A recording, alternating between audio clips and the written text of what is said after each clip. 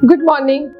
I am Dr. Darshana Chiklikar, the practicing pediatrician at the Children's Hospital, Mumbai. Common animal bites in pediatric are dog bites and cat scratch. These dog and cats are the pet animals which are vaccinated, or maybe the stray dog or stray cat also. The dog bite is very dangerous as they can introduce the dangerous infection in our body. So it is important to see the nearby doctor as early as possible or within 24 hours. These bites are common on face, common on legs, common on hands as the children keeps on playing with the animals at home. First thing you can do, these bite wounds can be very small or only can be scratch only, but if it has punctured the skin, then that wound has to be treated.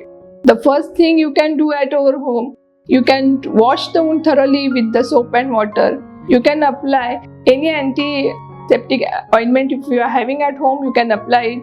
If the bleeding is present from the wound, you can stop the bleeding by using sterile gauze, sterile cotton, or even if it is not there, with clean clothes.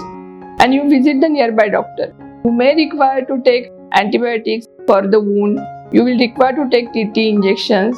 You will require to take 5 doses of rabies vaccine. These are the intramuscular injections as per the intervals, as doctor will advise you the schedule.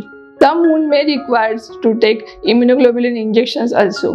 You will require to watch your wound for 2 to 3 days if any infection is going to happen there.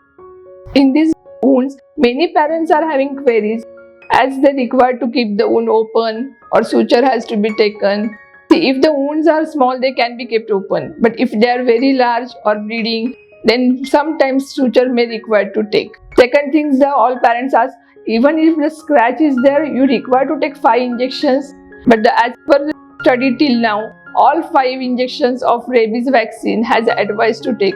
As rabies is very fatal, we will require to take all 5 injections. No such studies has shown that some lesser dose is having the same efficacy. Thank you.